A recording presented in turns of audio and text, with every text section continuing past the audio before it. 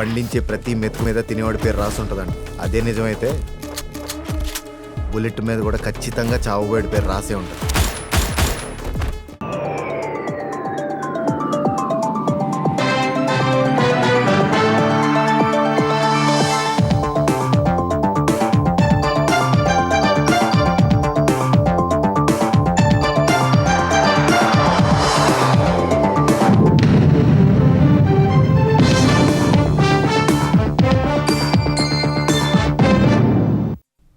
నమస్కారం, ఈటీవీ న్యూస్కు స్వాగతం. ముఖ్యాంశాలు.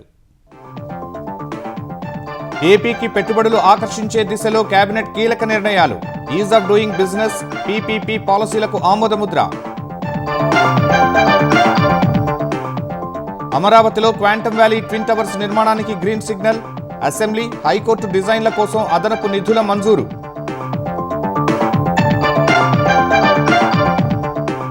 అనుకున్న సమయానికే స్థానిక ఎన్నికలు జరుగుతాయన్న లోకేష్. మెజార్టీ స్థానాలు గెలవాలని సహచర మంత్రులకు సూచనలు.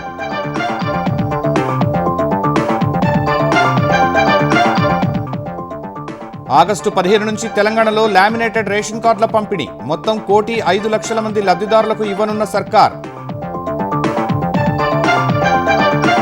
సింగరేణి చరిత్రలో మరో మైలురాయి. నైనీ గనుల నుంచి జైపూర్ చేరిన మొదటి బొగ్గు రైలు. హర్షం వ్యక్తం చేసిన డిప్యూటీ సీఎం. తెలంగాణలో కస్టమ్ మిల్లింగ్ అక్రమాలపై నిష్పక్షపాత విచారణకు బీజేపీ డిమాండ్. సీఎంకు రామచంద్రరావు బహిరంగ లేఖ.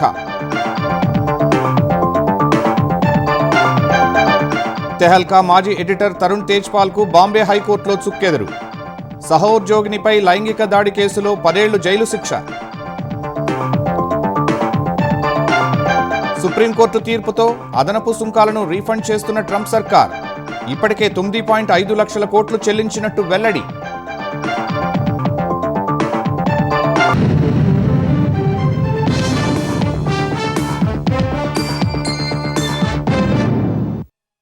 Andhra Pradesh ease of doing business act 2026కు ఆంధ్రప్రదేశ్ మంత్రివర్గం పచ్చజెండా ఊపింది. ఏపీ పీపీపీ పాలసీ 2026 ముసాయిదాకు ఆమోదం తెలిపింది. సీఎం చంద్రబాబు అధ్యక్షతన 3 గంటలకు పైగా సమావేశమైన ఆంధ్రప్రదేశ్ కేబినెట్ కీలక నిర్ణయాలు తీసుకుంది. దిశ బిల్లు 2019, ల్యాండ్ గ్రాబింగ్ బిల్లు 2024 ఉపసంహరించి మరింత పటిష్ట చట్టాలకు ఆమోదముద్ర వేసింది. 1,002.49 కోట్లతో Amaravati quantum valley twin towers నిర్మాణానికి అంగీకరించింది. ట్విన్ టవర్స్ నిర్మాణ బాధ్యతలను ఎల్ఎన్టీకి అప్పగించాలని మంత్రివర్గం నిర్ణయించింది. అసెంబ్లీ, హైకోర్టు డిజైన్ల కోసం అదనపు నిధులకు అనుమతించింది. అమరావతి భూ కేటాయింపులపై మంత్రివర్గ ఉపసంఘం సిఫార్సులకు ఆమోదం తెలిపింది. అమరావతి ప్రాజెక్టు రీటెండర్లకు పచ్చజెండా ఊపింది. మున్సిపల్ భూముల లీజు గడువు పెంచుతూ చట్ట సవరణల ప్రతిపాదనలకు సమ్మతించింది. యూడీఏల పునర్వ్యవస్థీకరణ, పాదచారుల భద్రతా పాలసీ 2026కు ఆమోదముద్ర వేసింది. 2 కొత్త ప్రైవేట్ యూనివర్సిటీలకు ఆంధ్రప్రదేశ్ మంత్రివర్గం అనుమతి ఇచ్చింది. కొత్త జిల్లాలకు 15 కొత్త డీఈఓ పోస్టుల సృష్టికి అంగీకారం తెలిపింది. టెక్స్టైల్స్ పాలసీలో వేతన సబ్సిడీకి సవరణలను అంగీకరించింది. పారిశ్రామిక ప్రాజెక్టులకు మౌలిక సదుపాయాల కల్పనకు మంత్రివర్గం ఆమోదం లభించింది. మొబైల్ టవర్లకు ప్రభుత్వ భూములు, రాయితీ విద్యుత్కు ఆమోదముద్ర పడింది. గోదావరి పుష్కరాల కోసం 210.06 కోట్లతో ఘాట్ల అభివృద్ధికి కేబినెట్ అంగీకారం తెలిపింది. అగ్రిగోల్డ్ బాధితులకు సత్వరమే న్యాయం జరిగేలా చర్యలు వేగవంతం చేయాలని అధికారులను ముఖ్యమంత్రి చంద్రబాబు ఆదేశించారు. మంత్రివర్గ సమావేశం ముగిసిన అనంతరం సహచర మంత్రులతో పలు కీలక అంశాలపై సీఎం చర్చించారు. అగ్రిగోల్డ్ బాధితుల్ని ఆదుకునేందుకు ప్రభుత్వం చేస్తున్న ప్రయత్నాలను అడ్డుకునేందుకు కొందరు కోర్టును ఆశ్రయించేందుకు యత్నిస్తున్నారని చంద్రబాబు చెప్పారు. ఈ విషయంలో చాలా కఠినంగా వ్యవహరిస్తూ ఎక్కడికక్కడ ఆస్తులను వేలం వేసి బాధితులకు త్వరగా న్యాయం చేయాలని సూచించారు. స్వాతంత్ర్య దినోత్సవ వేడుకలను స్వర్ణాంధ్ర విజన్ 2047 ప్రతిబింబించేలా ఘనంగా నిర్వహించాలని సూచించారు. ఎగువ ప్రాంతాల నుంచి వస్తున్న వరద నీటిని సమర్థవంతంగా వినియోగించుకుంటూ తాగునీటి ఎద్దడిని అధిగమించాలని ఆదేశించారు. పశుగ్రాసం కొరత లేకుండా చర్యలు చేపట్టాలన్నారు. ఆంధ్రప్రదేశ్ హస్తకళలకు అంతర్జాతీయ గుర్తింపు తీసుకురావాలన్న ఉప ముఖ్యమంత్రి పవన్ కళ్యాణ్ ఆలోచనలకు అనుగుణంగా లేపాక్షి కార్యాచరణ చేపట్టింది. ప్రతి కళాఖండం వివరాలు తెలిసేలా, దాన్ని రూపొందించిన కళాకారుడికి గుర్తింపు లభించేలా క్యూఆర్ కోడ్ వ్యవస్థ తీసుకొచ్చింది. విజయవాడలో ఇటీవల నిర్వహించిన ఆంధ్రప్రదేశ్ హస్తకళా మహోత్సవం సందర్భంగా పవన్ సూచన మేరకు లేపాక్షి ఈ చర్యలు తీసుకుంది. కొనుగోలుదారులు కోడ్ను మొబైల్తో స్కాన్ చేస్తే వస్తువు చరిత్ర, సాంస్కృతిక విశిష్టత, కళాకారుడి పేరు, నైపుణ్యం, ఉపయోగించిన ముడిసరుకు, తయారీకి పట్టిన సమయం వంటి వివరాలు వస్తాయి. ఆ వస్తువుకు భౌగోళిక గుర్తింపు లేదా ఒక జిల్లా ఒక ఉత్పత్తి గుర్తింపు ఉందా అనే వివరాలు తెలుస్తాయి. తొలి దశలో 8 హస్తకళ ఉత్పత్తులకు క్యూఆర్ కోడ్ ప్రొఫైల్స్ను అధికారులు కేటాయించారు. బొబ్బిలి వీణ, సంపూర్ణ రామాయణం, మహాభారతం, శ్రీకృష్ణ లీల, మత్స్యావతారం, కలంకారీ పెయింటింగ్స్, సవర ఆదివాసీ పెయింటింగ్స్ వీటిలో ఉన్నాయి. త్వరలోనే అన్ని హస్తకళా ఉత్పత్తులు, కళాకారుల క్లస్టర్లకు ఈ విధానాన్ని విస్తరించనున్నారు. రాబోయే స్థానిక సంస్థల ఎన్నికలకు ఇప్పటి నుంచే సిద్ధం కావాలని తెలుగుదేశం కార్యనిర్వాహక అధ్యక్షుడు నారా లోకేష్ సహచర మంత్రులకు సూచించారు. అనుకున్న సమయానికే స్థానిక ఎన్నికలు జరుగుతాయని ఆయన చెప్పారు. మంత్రివర్గ సమావేశానికి ముందు సహచర మంత్రులతో లోకేష్ బ్రేక్ఫాస్ట్ సమావేశం నిర్వహించారు. స్థానిక సంస్థల్లో మెజార్టీ స్థానాలను కూటమి అభ్యర్థులే కైవసం చేసుకునేలా ప్రణాళికలు చేసుకోవాలని దిశానిర్దేశం చేశారు. గత ప్రభుత్వ హయాంలో జరిగిన విధ్వంసం, దెబ్బతిన్న ఆర్థిక వ్యవస్థను కూటమి ప్రభుత్వం ఎంతగా శ్రమించి గాడిలో పెట్టిందో ప్రజలకు వివరించాలని లోకేష్ అన్నారు. ఇంటింటికి తెలుగుదేశం కార్యక్రమంలో భాగంగా ప్రతి ఇంట్లో కనీసం 3 నిమిషాల సమయం గడిపి ప్రభుత్వం అందిస్తున్న లబ్ధిని వివరిస్తూ కుటుంబాలతో భావోద్వేగ బంధం ఏర్పరచుకోవాలని చెప్పారు. సర్ ముసాయిదా ఓట్ల జాబితా వచ్చాక అర్హులెవరైనా ఓట్లు కోల్పోతే తిరిగి చేర్పించడంపై నేతలు దృష్టి సారించాలని దిశానిర్దేశం చేశారు.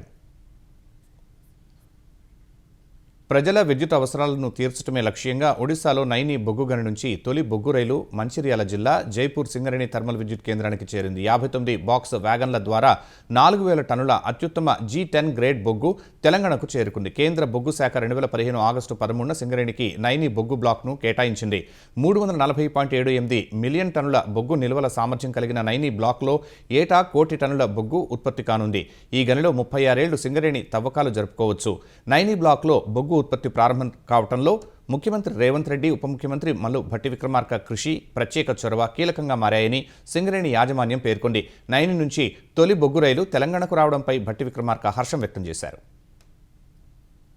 సింగరేణి తన ఉత్పత్తిని పెంచుకోవడమే కాకుండా అనేక రకాలైన కొత్త నూతన బ్లాకులు తెచ్చుకోవడం కోసం చేస్తున్న ప్రయత్నానికి రాష్ట్ర ప్రభుత్వం పెద్ద ఎత్తున సహాయ సహకారాలు అందిస్తూ కోల్ మైనింగ్ ఒకటే కాకుండా ఇతరత్ర critical minerals, rare earth minerals కూడా ముందుకు పోతూ ప్రపంచంలోనే అతిపెద్ద పోటీ పడేటువంటి మైనింగ్ సంస్థ ఎదగాలని రాష్ట్ర ప్రభుత్వం ఆశిస్తాం. ఇవాళ నైని బ్లాక్ నుంచి మొదటి రైల్ రోకో కోల్ కూడా సింగరేణి థర్మల్ పవర్ ప్రాజెక్టుకు వస్తున్నటువంటి శుభ సందర్భంలో మనస్ఫూర్తిగా సింగరేణి కార్మికులకి, సింగరేణి యాజమాన్యానికి మనస్ఫూర్తిగా అభినందనలు తెలియజేస్తున్నాం. ఆగస్టు 15 నుంచి రాష్ట్ర వ్యాప్తంగా 1.05 కోట్ల రేషన్ కార్డులను పంపిణీ చేయాలని తెలంగాణ ప్రభుత్వం నిర్ణయించింది. ఈ కార్యక్రమాన్ని ముఖ్యమంత్రి రేవంత్ రెడ్డి సంగారెడ్డిలో ప్రారంభించనున్నారు.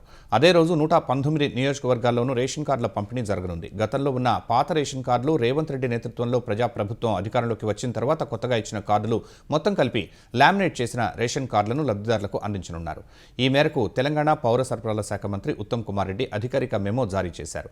స్వాతంత్ర్య దినోత్సవ అధికారిక కార్యక్రమాల దృష్ట్యా ఆగస్టు 15న మధ్యాహ్నం 2 గంటల నుంచి సాయంత్రం 4 గంటల వరకు రేషన్ కార్డుల పంపిణీ చేపట్టాలని ప్రభుత్వం నిర్ణయించిందని తెలిపారు. పేద కుటుంబాల ఆహార భద్రతను మరింత బలోపేతం చేస్తూ ప్రజా పంపిణీ వ్యవస్థ ప్రయోజనాలను అర్హత పొందిన ప్రతి కుటుంబానికి చేరవేయడమే ఈ కార్యక్రమం లక్ష్యమని మంత్రి ఉత్తమ్ స్పష్టం చేశారు. ఢిల్లీ పార్టీల చేతిలో తెలంగాణ రాష్ట్రం మళ్లీ తల్లడిల్లుతోందని బీఆర్ఎస్ కార్యనిర్వాహక అధ్యక్షుడు కేటీఆర్ ఆవేదన వ్యక్తం చేశారు. భౌగోళిక తెలంగాణ సాధించుకున్న తర్వాత కూడా సామంతుల్లా ఢిల్లీకి కప్పం కట్టే పరిస్థితి మళ్లీ వచ్చిందని ఆరోపించారు. ప్రొఫెసర్ జయశంకర్ జయంతి సందర్భంగా తెలంగాణ భవన్లో కేటీఆర్ నివాళులర్పించారు. నీళ్లు, నిధులు, నియామకాలు పుష్కలంగా ఉన్నా అధికారంలో కాంగ్రెస్ ఉండటం వల్ల ప్రయోజనాలు ప్రజలకు అందటం లేదని కేటీఆర్ విమర్శించారు. అన్ని పుష్కలంగా ఉన్న రాష్ట్రం, నీళ్లు పుష్కలంగా ఉన్నాయి, కానీ పాలమూరు పంపులు ఆన్ చేయడు ముఖ్యమంత్రి, కన్నెపల్లి పంపులు ఆన్ చేయడు. ఎందుకు? మనకేమో గురువు జయశంకర్ గారు, ఆయనకేమో గురువు పక్క రాష్ట్ర ముఖ్యమంత్రి. రెండవది నిధులు మొత్తం ఢిల్లీకి ఇచ్చి రావడమే కదా. తెచ్చిందేముంది? మీరు ఢిల్లీకి 75 సార్లు పోయి ఏమీ లేదు.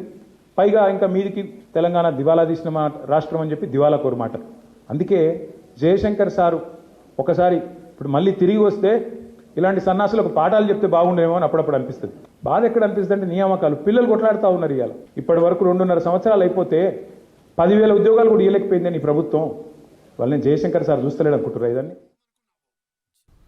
తెహల్కా మ్యాగజైన్ మాజీ ఎడిటర్ తరుణ్ తేజ్పాల్కు బాంబే హైకోర్టు గోవా బెంచ్లో గట్టి ఎదురుదెబ్బ తగిలింది. 2013లో తన సహోద్యోగినిపై అత్యాచారం కేసులో ఆయన్ను హైకోర్టు బెంచ్ దోషిగా తేల్చింది. 10 ఏళ్ల జైలు శిక్ష విధించింది. 4 వారాల్లో లొంగిపోవాలని ఆదేశించింది. ఈ కేసులో తరుణ్ తేజ్పాల్ను నిర్దోషిగా తేలుస్తూ 2021లో ట్రయల్ కోర్టు తీర్పునిచ్చింది. ఈ తీర్పుపై గోవా సర్కార్ బాంబే హైకోర్టు గోవా బెంచ్లో సవాల్ చేసింది. ఈ అప్పీల్పై జస్టిస్ డాక్టర్ నీలా గోఖలే, జస్టిస్ అమిత్ జమ్సాండేకర్లతో కూడిన ధర్మాసనం సుదీర్ఘ విచారణ జరిపింది. ఈ విచారణలో లైంగిక దాడికి గురైన బాధితురాలి ప్రవర్తనపై దిగువ కోర్టు మూస ధోరణితో వ్యవహరించిందని సొలిసిటర్ జనరల్ తుషార్ మెహతా వాదించారు. తండ్రి స్థానంలో ఉండాల్సిన వ్యక్తి పాల్పడిన నేరానికి కఠిన శిక్ష విధిస్తూ వెంటనే అరెస్టు చేయాలని కోరారు. 62 ఏళ్ల వయసున్న తాను ఈ కేసులో బాధితుడినేనని పైకోర్టులో అప్పీల్ చేసుకునేందుకు సమయం ఇవ్వాలని తేజ్పాల్ అభ్యర్థించారు. వాదనలు విన్న బాంబే హైకోర్టు గోవా బెంచ్ తరుణ్ తేజ్పాల్ను దోషిగా ప్రకటిస్తూ తీర్పు ఇచ్చింది. దేశవ్యాప్తంగా వైద్య విద్యా కోర్సుల్లో ప్రవేశాలకు నిర్వహించే నీట్ యూజీ పరీక్ష నిర్వహణలో పెన్ అండ్ పేపర్ విధానానికి స్వస్తి పలికి ఆన్లైన్ కంప్యూటర్ ఆధారిత పరీక్షగా నిర్వహించే అవకాశాన్ని పరిశీలిస్తున్నట్లు కేంద్రం సుప్రీంకోర్టుకు తెలిపింది. ఎన్టీఏ స్థానంలో స్వతంత్ర బలమైన వ్యవస్థను ఏర్పాటు చేయాలన్న పిటిషన్లపై సుప్రీంకోర్టులో విచారణ జరిగింది. ఈ నేపథ్యంలో నీట్ యూజీ ఆన్లైన్ విధానంలో నిర్వహణపై సుప్రీంకోర్టులో దాఖలు చేసిన అఫిడవిట్లో కేంద్రం పలు విషయాలను ప్రస్తావించింది. జేఈఈ తరహాలో నీట్ నిర్వహణకు కసరత్తు చేస్తున్నట్లు అఫిడవిట్లో పేర్కొంది. నందన్ నీలేకని అధ్యక్షతన ఏర్పాటైన హైపవర్ టాస్క్ ఫోర్స్ సిఫార్సుల ఆధారంగానే తుది నిర్ణయం తీసుకుంటామని తెలిపింది. కంప్యూటర్ ఆధారిత విధానంలోకి మారితే దాన్ని వీలైనంత త్వరగా అమలు చేయాలని వైద్యుల సంఘం తరపున పిటిషనర్లు కోర్టును కోరారు. దీనిపై స్పష్టత ఇవ్వాలని కేంద్రాన్ని కోరినట్లు వివరించారు. కేంద్రం దాఖలు చేసిన అఫిడవిట్పై కౌంటర్ వేయాలని పిటిషనర్లను ధర్మాసనం ఆదేశించింది. తదుపరి విచారణను ఈ నెల 19కి వాయిదా వేసింది. విపక్షాల నిరసనల మధ్య ఎలాంటి చర్చ లేకుండా టాక్సేషన్ అండ్ అదర్ లాస్ బిల్లును లోక్సభ ఆమోదించింది. ఈ బిల్లు ద్వారా పేమెంట్ అండ్ సెటిల్మెంట్ యాక్ట్ 2007ను కేంద్రం సవరించింది. మరింత విదేశీ మూలధనాన్ని ఆకర్షించడానికి, దేశీయ ఎలక్ట్రానిక్స్ తయారీని ప్రోత్సహించడానికి ఈ బిల్లు దోహదపడనుంది. విదేశీ క్లౌడ్ కంపెనీలు భారతీయ డేటా సెంటర్లను ఉపయోగించుకోవడాన్ని సులభతరం చేస్తుంది. యూపీఐ, రూపే కార్డు లావాదేవీలపై జీరో ఎండీఆర్ విధానాన్ని సవరించడానికి ప్రభుత్వానికి ఈ బిల్లు అధికారం ఇస్తుంది. ప్రస్తుతం యూపీఐ, రూపే డెబిట్ కార్డుల ద్వారా చేసే చెల్లింపుల కోసం బ్యాంకులు వినియోగదారుల నుంచి ఎలాంటి ఛార్జీలు వసూలు చేయటం లేదు. అయితే ఎలక్ట్రానిక్ చెల్లింపు విధానాలు, లావాదేవీలు ఉచితంగా ఉండాలో లేదో నోటిఫికేషన్ ద్వారా నిర్ణయించే అధికారాన్ని కేంద్రానికి ఇవ్వాలని ఈ బిల్లు ప్రతిపాదిస్తోంది. బిల్లు ఆమోదం తర్వాత సభ రేపటికి వాయిదా పడింది. పార్లమెంటు వెలుపల కూడా విపక్షాలు ఆందోళనలతో హోరెత్తించాయి. అయోధ్య రామ మందిరంలో విరాళాల దుర్వినియోగం, విద్యార్థుల ఆందోళనలపై పోలీసుల లాఠీచార్జిని నిరసిస్తూ విపక్ష ఎంపీలు పార్లమెంటు ఆవరణలో ఇవాళ కూడా ఆందోళన చేపట్టారు. వర్షాన్ని సైతం లెక్క చేయకుండా గొడుగులు పట్టుకుని ప్లకార్లతో నిరసనకు దిగారు. పార్లమెంటు మకర ద్వారం వద్ద కాంగ్రెస్, సమాజ్వాదీ పార్టీ ఎంపీలు బ్యానర్లు, విరాళాల పెట్టెతో ప్రదర్శన నిర్వహించారు. కేంద్ర హోంమంత్రి అమిత్ షా సమాధానం చెప్పాలని నినాదాలు చేశారు.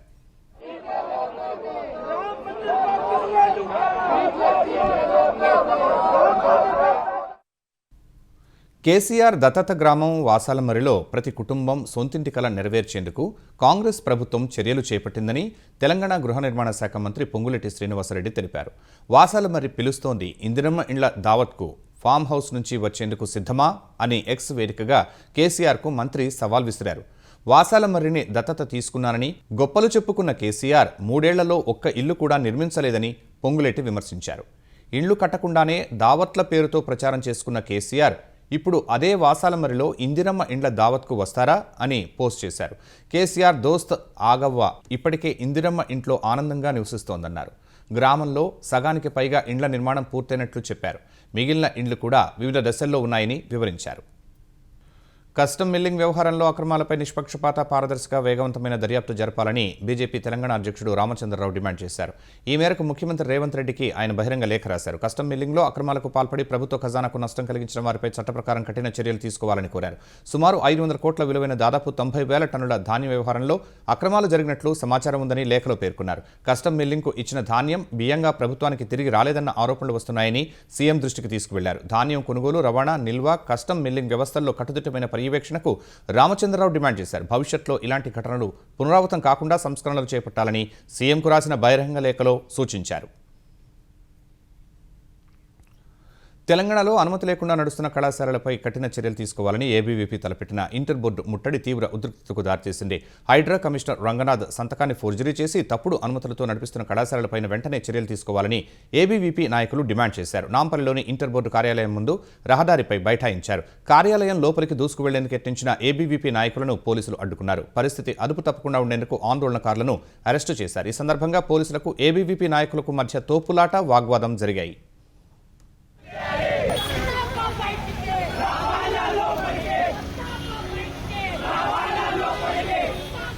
విజయవాడ సెంట్రల్ నియోజకవర్గంలో తీవ్ర ఉద్రిక్తత నెలకొంది. డీఎస్సీ నియామకాల్లో పెద్ద ఎత్తున అవకతవకలు జరిగాయని ఆరోపిస్తూ వైసీపీ శ్రేణులు అక్కడ ధర్నాకు దిగాయి. అయితే నిరసనల కోసం కేటాయించిన ధర్నా చౌక్ను వదిలి ప్రజలకు ఇబ్బంది కలిగించేలా వైసీపీ నాయకులు అనధికారికంగా టెంట్లు వేశారని టీడీపీ శ్రేణులు అక్కడ ప్రతి నిరసన తెలిపాయి. ఈ సమయంలోనే ఎమ్మెల్యే బొండా ఉమామహేశ్వరరావు వైసీపీ ఏర్పాటు చేసిన రిలే నిరాహార దీక్షల శిబిరం దగ్గరకు వచ్చారు. వారు ఏర్పాటు చేసిన టెంట్లను టీడీపీ శ్రేణులతో కలిసి స్వయంగా తొలగించారు. ఈ క్రమంలో ఇరు వర్గాల మధ్య తీవ్ర తోపులాట జరిగింది. పోలీసులు రంగప్రవేశం చేసి పరిస్థితిని అదుపులోకి తెచ్చారు. సెంట్రల్ నియోజకవర్గంలో అరాచకం సృష్టించేందుకు వైసీపీ ఫేక్ ధర్నాకు తెరలేపిందని టీడీపీ నేతలు ధ్వజమెత్తారు. అందుకే దీక్షా శిబిరాన్ని తొలగించినట్లు తెలిపారు.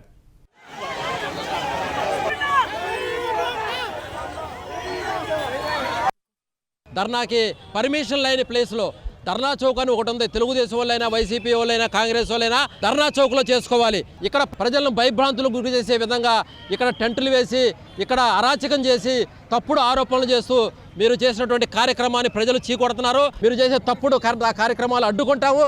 విజయవాడ మహానగరంలో ధర్నాలు చేసుకోవడానికి, నిరసనలు తెలియజేయడానికి ధర్నా చౌక్ ఉంది. కానీ ఈరోజు విజయవాడ సెంట్రల్ నియోజకవర్గంలో వీళ్ళు ఒక విధ్వంసాన్ని సృష్టించి రాష్ట్ర వ్యాప్తంగా ఇది ఒక హైలైట్ చేసుకోవాలని చూశారు. దాన్ని విచ్ఛిన్నం చేయడం జరిగింది. 2 లక్షల మంది ముత్యాలంపాడు విజయవాడ నడి రోడ్డు తిరిగేటువంటి ప్లేస్లో నిరసన కార్యక్రమం పెట్టాడు. అయ్యా నీకు తెలీదా, గతంలో నువ్వు ఎమ్మెల్యే ధర్నా చౌక్ ఉంది, ఆ ధర్నా చౌక్ నీ నిరసన తెలియజేసే రైట్ ఉంది. కానీ బ్లేడ్లు బ్యాచ్ సంబంధించి క్వార్టర్ బాటిల్స్, హాఫ్ బాటిల్స్ ఎవరైనా నిరసన శిబిరంలో పెట్టుకుంటారా? లోకేష్ బాబుని ఇష్టానుసారంగా మాట్లాడారు. ఇక్కడ ఎన్డీఏ కూటమికి సంబంధించిన ఏ వ్యక్తితో మాట్లాడుతా చూస్తా ఊరుకునే పరిస్థితి లేదు. పొగాకు రైతులకు అండగా నిలుస్తున్నది తెలుగుదేశం ప్రభుత్వమేనని ఆంధ్రప్రదేశ్ విద్యాశాఖ మంత్రి లోకేష్ స్పష్టం చేశారు. పొగాకు రైతుల సంక్షోభంలో ఉన్న ప్రతిసారి ఆదుకున్న చరిత్ర తమ ప్రభుత్వానిదేనని తేల్చి చెప్పారు. ప్రస్తుత సంవత్సరంలో టొబాకో బోర్డు లక్ష్యం 131 మిలియన్ కిలోలు కాగా రైతులు ఏకంగా 241 మిలియన్ కిలోలు ఉత్పత్తి చేశారని లోకేష్ తెలిపారు. అధిక ఉత్పత్తి ఉన్నప్పటికీ సుమారు 100 మిలియన్ కిలోల పొగాకుకు ప్రతి కిలోకు 10 రూపాయల చొప్పున 100 కోట్ల ఆర్థిక సాయం అందించాలని ప్రభుత్వం నిర్ణయం తీసుకుందన్నారు. ఈ పంపిణీ ప్రక్రియను ఈ రోజు నుంచే ప్రారంభిస్తున్నామని తెలిపారు. గతంలోనూ 280 కోట్లు వెచ్చించి 25 మిలియన్ కిలోల బర్లీ పొగాకును కొనుగోలు చేశామన్నారు. 2014-15లో ధరలు పడిపోయినప్పుడు కిలోకు 20 రూపాయల ఆర్థిక సాయం అందించామన్నారు. 2019-2020లలో పొగాకు ధరలు పడిపోయినప్పుడు జగన్ ప్రభుత్వం 1 కిలో కూడా కొనుగోలు చేయలేదని ఆరోపించారు.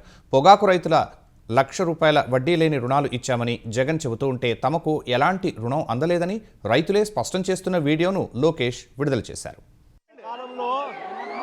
₹1,00,000 వడ్డీ లేని రుణాలు ఉన్నాయి. కాలంలో ₹1,00,000 వడ్డీ లేని రుణాలు ఉన్నాయి.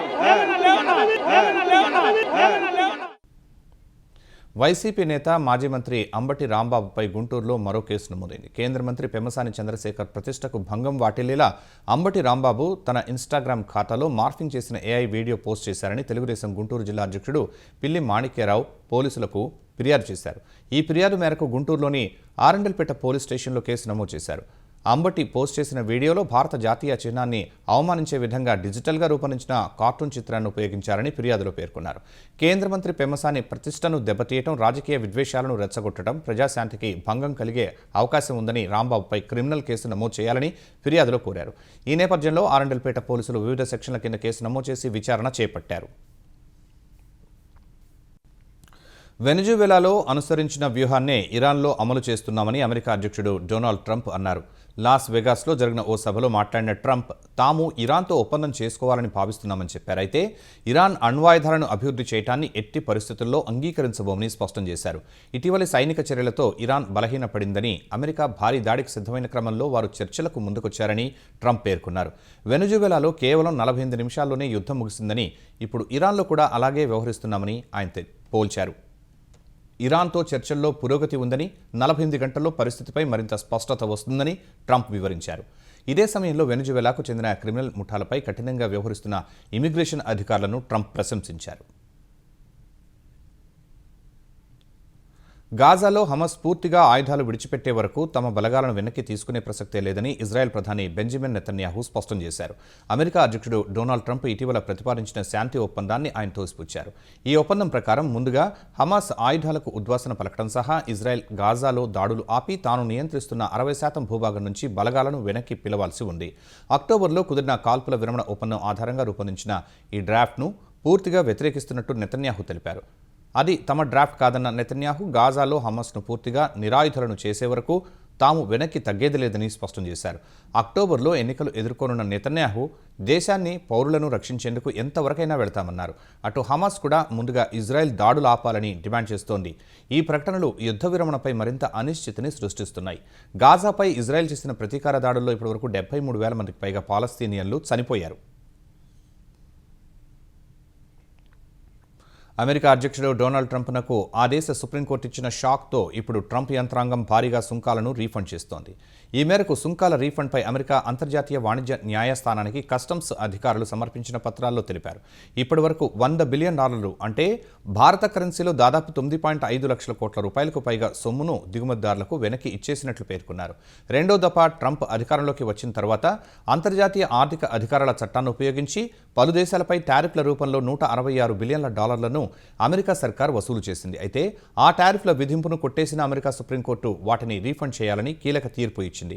ఆ ఆదేశాల మేరకు తీర్పునకు ముందు వరకు వసూలు చేసిన సుంకాలను యుఎస్ ప్రభుత్వం రీఫండ్ చేస్తోంది. అయితే ఈ రీఫండ్ల వ్యవహారం కొత్త రాజకీయ వివాదానికి దారితీసింది. పెరిగిన ధరల ద్వారా అధిక భారాన్ని మోసిన అమెరికన్ వినియోగదారులకు కాకుండా దిగుమతిదారులు, కార్పొరేట్ సంస్థలకు డబ్బు తిరిగి వెళుతోందనే విమర్శలు వస్తున్నాయి. ఈ రీపేమెంట్ల ద్వారా వ్యాపార సంస్థలకు కాకుండా సామాన్య అమెరికన్లకు ప్రయోజనం చేకూరాలని డెమోక్రాట్ పార్టీ సభ్యులు అంటున్నారు. అమెరికాలో వాషింగ్టన్ రాష్ట్రంలో చెలరేగిన 2 భారీ కార్చిచ్చులను అదుపు చేసేందుకు సహాయ సిబ్బంది తీవ్రంగా శ్రమిస్తున్నారు. వాషింగ్టన్ స్టేట్ నేషనల్ గార్డ్ సిబ్బంది హెలికాప్టర్ల ద్వారా భారీ మొత్తంలో నీళ్లను చిమ్ముతూ మంటలను అదుపులోకి తెచ్చేందుకు యత్నిస్తున్నారు. ఈ సహాయక చర్యలకు సంబంధించిన వీడియోను అధికారులు విడుదల చేశారు. వాషింగ్టన్ రాష్ట్రంలోని రెండో అతిపెద్ద నగరమైన స్పోకేన్ పరిసర ప్రాంతాల్లో చెలరేగిన కార్చిచ్చుల కారణంగా ఇప్పటికే 10,000 మందికి పైగా ప్రజలు నిరాశ్రయులయ్యారు. ప్రస్తుతం వాతావరణం కాస్త చల్లబట్టడంతో మంటలను అదుపులోకి తీసుకురావడానికి శ్రమిస్తున్నారు. అయితే రాబోయే రోజుల్లో వాతావరణం వేడెక్కడంతో పాటు మరింత పొడిగా మారే అవకాశం ఉందని వాతావరణ శాఖ హెచ్చరించింది. అలాగే బలమైన గాలులు వీచే ప్రమాదం ఉందని అప్రమత్తం చేసింది. రానున్న రోజుల్లో మంటలను అదుపు చేయటం అగ్నిమాపక సిబ్బందికి మరింత సవాల్గా మారనుంది. దేశవ్యాప్తంగా పలు రాష్ట్రాల్లో వర్షాలు దంచి కొడుతున్నాయి. ఢిల్లీ, ఉత్తరాఖండ్, హర్యానా, కేరళ, పశ్చిమ బెంగాల్లో లోతట్టు ప్రాంతాలు నీట మునిగాయి. ఢిల్లీలో భారీ వర్షాలకు Vijay Chowk, ITO, Mathura road, Jantar Mantar, VR park ప్రాంతాల్లో రోడ్లపై భారీగా వరద నీరు చేరి చెరువులను తలపిస్తున్నాయి. హర్యానా గురుగ్రామ్లో ఢిల్లీ జైపూర్ ఎక్స్ప్రెస్ వే సహా ప్రధాన రహదారులన్నీ జలమయం అయ్యాయి. భారీగా ట్రాఫిక్ జామ్ అయి వాహనదారులు తీవ్ర ఇబ్బందులు పడుతున్నారు. పలు చోట్ల విద్యుత్ సరఫరాకు అంతరాయం ఏర్పడింది. ఉత్తరాఖండ్ హరిద్వార్లో ఎడతెరిపిలేని వర్షానికి రోడ్లు, లోతట్టు ప్రాంతాల్లో వరద చేరి రాకపోకలకు అంతరాయం ఏర్పడుతోంది. చాలా చోట్ల పార్క్ చేసిన వాహనాలు నీట మునిగాయి. భారీ వర్షాలకు నదులు ఉధృతంగా ప్రవహిస్తుండగా ప్రజలు నదులు, ఘాట్ల వద్దకు వెళ్లవద్దని అధికారులు హెచ్చరించారు. కేదార్నాథ్ జాతీయ రహదారిపై తిల్వాడ సమీపంలో వరద ఉధృతికి కొండ చర్యలు విరిగిపడి బురద, బండరాళ్లు రోడ్డుపైకి కొట్టుకొచ్చాయి. ఈ శిథిలాల కింద పలు వాహనాలు చిక్కుకున్నాయి. అయితే ప్రమాదాన్ని ముందే పసిగట్టిన వాహనదారులు సురక్షిత ప్రాంతాలకు పరుగులు తీసి తమ ప్రాణాలను దక్కించుకున్నారు. కేరళలోని అలప్పుజ జిల్లా కుట్టనాడు ప్రాంతంలో పలు ప్రాంతాలు జలమయమై స్థానికులు ఇబ్బందులు ఎదుర్కొంటున్నారు. అలప్పుజ చెంగనస్సేరి రహదారిపైకి వరద నీరు చేరగా రాకపోకలకు తీవ్ర అంతరాయం ఏర్పడింది. ఉత్తరప్రదేశ్ ప్రతాప్గఢ్ జిల్లాలో భారీ వర్షాల కారణంగా ఓ పురాతన ఇల్లు కుప్పకూలి ఒకే కుటుంబానికి చెందిన 6 ప్రాణాలు కోల్పోయారు. ఈ తెల్లవారుజామున 2 గంటల ప్రాంతంలో కోత్వాలి పోలీస్ స్టేషన్ పరిధిలోని మహులీ వార్డులో ఈ విషాదం చోటు చేసుకుంది. సుమారు 100 ఏళ్ల నాటి శిథిలావస్థలో ఉన్న ఆ ఇంటి పైకప్పు ఒక్కసారిగా కూలిపోవడంతో ఇంట్లో నిద్రిస్తున్న కుటుంబ సభ్యుల్లో 2 పసిపిల్లలు సహా 6 మరణించారు. ఈ దుర్ఘటనలో 28 ఏళ్ల యువకుడు మాత్రమే ప్రాణాలతో బయటపడ్డాడు. తీవ్రంగా గాయపడిన అతన్ని స్థానికులు ఆసుపత్రికి తరలించారు. ఉత్తరప్రదేశ్ హమీర్పూర్ జిల్లా కాన్పూర్ సాగర్ జాతీయ రహదారిపై ప్రైవేట్ బస్సు డీజిల్ ట్యాంకర్ ఢీకొన్న ఘటనలో 3 మృతి చెందారు. ఈ ఘటనలో 25 మంది గాయపడ్డారు. కుండౌరా గ్రామం సమీపంలో జరిగిన ఈ ప్రమాదంలో 2 వాహనాల ముందు భాగాలు నుజ్జునుజ్జయ్యాయి. డ్రైవర్లు స్టీరింగ్ల మధ్య ఇరుక్కున్నారు. ఈ సమాచారం తెలిసిన వెంటనే అక్కడకు చేరుకున్న పోలీసులు స్థానికుల సాయంతో బస్సులోని ప్రయాణికులను బయటకు తీశారు. క్షతగాతులను సమీపంలోని ఆసుపత్రికి తరలించారు. పరిస్థితి విషమంగా ఉన్న కొందరిని మెరుగైన చికిత్స కోసం కాన్పూర్కు తరలించారు. బీహార్లోని బగాహాలో ఒక ఇంటి ఆవరణలో కింగ్ కోబ్రా, కొండ చిలువ ముఖాముఖి ఎదురైన అరుదైన ఘటన కలకలం రేపింది. ఒకే చోట ఈ రెండు భారీ సర్పాలు పోరాటానికి సిద్ధమవగా స్థానికులు భయాందోళనకు గురయ్యారు. సమాచారం అందుకున్న స్నేక్ రెస్క్యూయర్ మురారీ కుమార్ వెంటనే అక్కడకు చేరుకుని తీవ్రంగా శ్రమించి ఆ రెండింటినీ సురక్షితంగా పట్టుకున్నారు. తరువాత వాటిని సమీపంలోని అటవీ ప్రాంతంలో విడిచిపెట్టారు. 2 ఏళ్ల క్రితం కూడా ఇదే ఇంటి ప్రాంగణం వద్ద ఒక పెద్ద కింగ్ కోబ్రా వచ్చినట్టు స్థానికులు తెలిపారు. జనావాసాల్లోకి వన్యప్రాణులు వస్తే వాటిపై దాడి చేయకుండా అటవీ శాఖకు సమాచారం అందించాలని అధికారులు సూచించారు.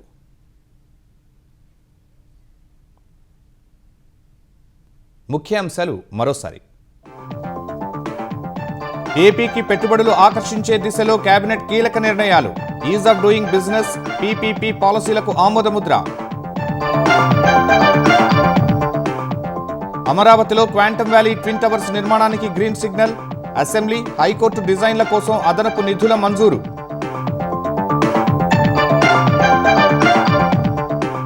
అనుకున్న సమయానికే స్థానిక ఎన్నికలు జరుగుతాయన్న లోకేష్. మెజార్టీ స్థానాలు గెలవాలని సహచర మంత్రులకు సూచనలు.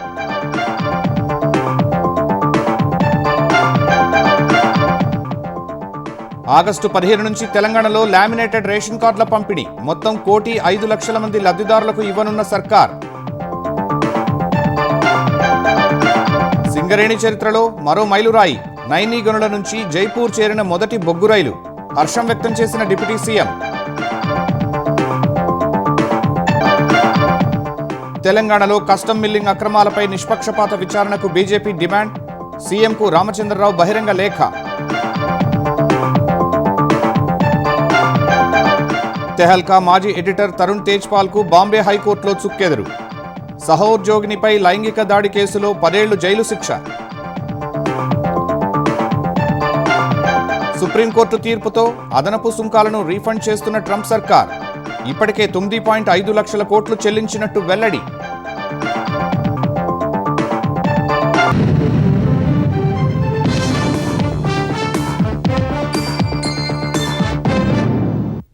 ఈటీవీ న్యూస్ సమాప్తం. నమస్కారం.